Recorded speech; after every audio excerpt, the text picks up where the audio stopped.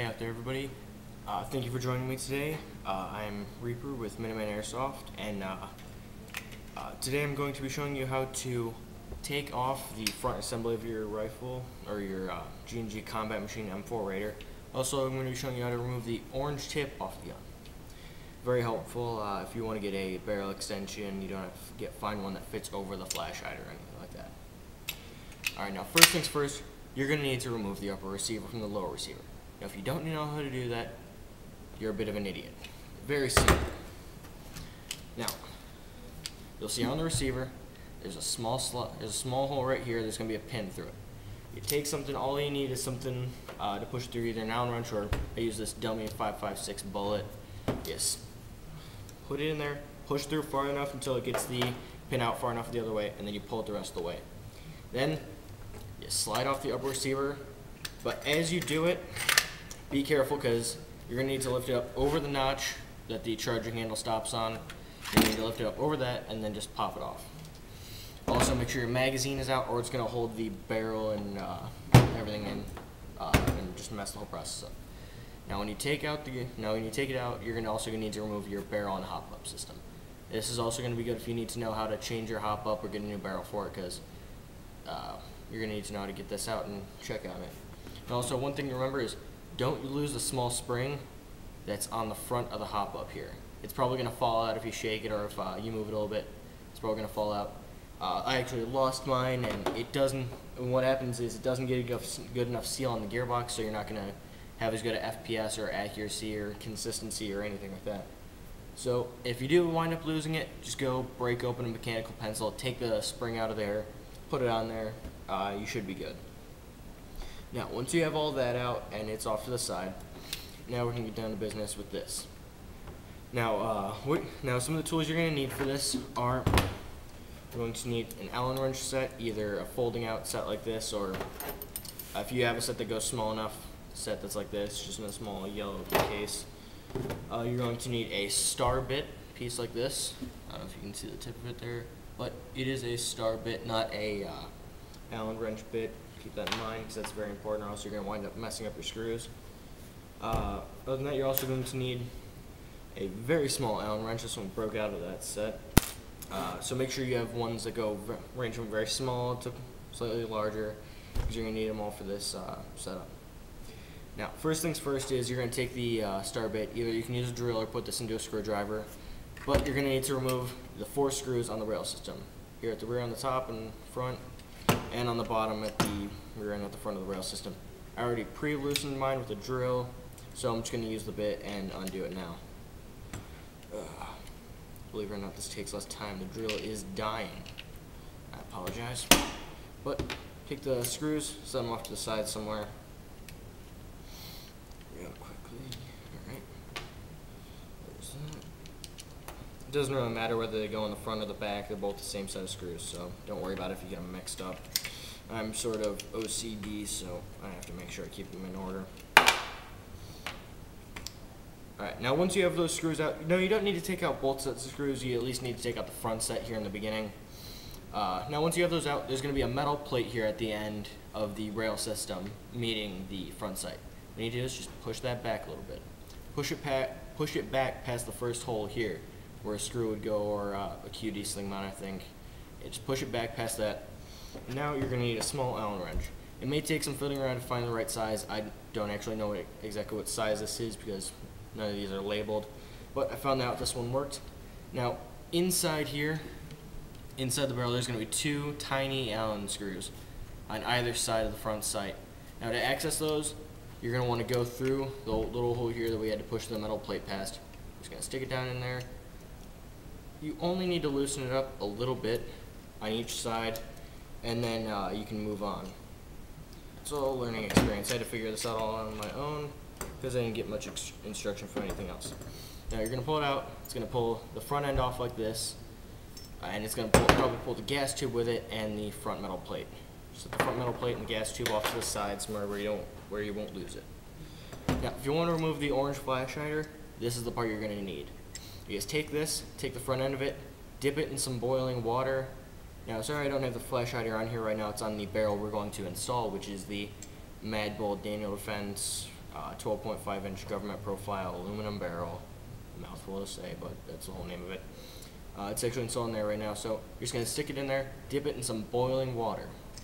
And when you take it out, you can either do this before or after, but you're going to want to take the tiniest Allen wrench you can find, and it was the smallest one I could find, and you're going to need to undo the tiny screw right there on the bottom of the flash hider. You're going to want to undo that, take it out, set it off to the side somewhere where you won't lose it. Yeah, just make sure that's off out of the way there. Then you're going to want to take a wrench or something and turn counterclockwise. So that's lefty, tighty, righty, loosey. You're going to undo it like that. I know I really wrenched on the flash hider and kind of messed it up a bit because I didn't realize that at first because I was relatively new into Airsoft and I just wanted to move on with things and was sort of a fast learner. But I digress. So you're going to want to undo that counterclockwise and it's just going to come right off really easy. If you don't feel it start to budge, you may need to stick it back in there longer. The reason why I say taking this off first and not leaving it on there is because you don't want to get water into your inner barrel and mess that up. And plus it's just easier to stick this part in a boiling pot of water rather than hold your whole gun over it or anything like that because that's a bit of a pain. Alright, so now you got the flash hider removed. That's nice and helpful because you're going to need to put that on the new barrel since it does not come with one. Now that you have both, by now you'll at least need to remove the screws in the back of the rail system. Just take those off, slide it forward, get the rail system off. Now, to remove the barrel lug holding the barrel down, there's going to be this locking collar down here at the bottom. There's also going to be two small Allen screws, the same size as you needed in the front. You're going to have to go right down into there. They're going to be on either sides. Mine does not have any anymore because I had to permanently modify the piece to put in the new barrel, which you also need to do because it's standard. The barrel is slightly stranger than the one that comes stock with the gun. So once you get those both out, this just begin turning.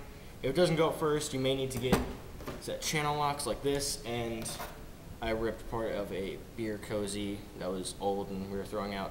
Ripped that part of it, so you just wrap that around it, put the channel locks on it, start undoing it.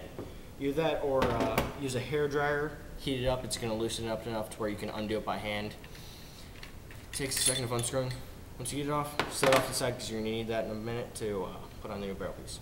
Take off the back end of the rail system that holds it on, and then you can take off the barrel. Alright, that was simple enough. Now, when I said I had to permanently modify this piece, you'll recognize it when you see yours finally, but I had to take a Dremel to it, Dremel it out a lot, make sure it was much larger, because this barrel lug, it just came straight down onto it and locked it in place perfectly fine. That was perfect for that, but it was not perfect for the new barrel which we're installing, because as you can see, this is much larger in comparison. Principle's still the same with it. It comes down, locks on a flat ring around the outer edge of it, but you will need to Dremel it because this is much larger. Now, when you're putting on, there's going to be two small Allen screws in here too, one on the top, one on the bottom. You can take that out and you can take off the front section of the barrel. You're just going to be stuck with the lug at the end. Now you're going to, for Dremeling it out, I made the mistake of putting this on a, the word is escaping right now, but I locked it in place and I took the Dremel to it. But be careful because the heat may want to, whatever you're putting pressure on to hold it in place while you Dremel it, that the heat generated from Dremeling it may cause the pressure to deform it. That's what happened to mine and it really screwed me over for a later process. But you Dremel it out, you get it all nice and perfectly fitting right. Then you can take a new barrel, you can screw on the old flash hider. If you have a new flash hider, you can do that too. Put that on there. And you're going to want to, then you can go ahead and put the barrel lug in the back end where you took it out before. Now just to talk about this barrel, it is really lightweight. You might even think it's plastic when you get it. I know I did, until I felt it and felt it was cold from the weather and everything. Then I realized it was metal, and I'm very happy with this barrel.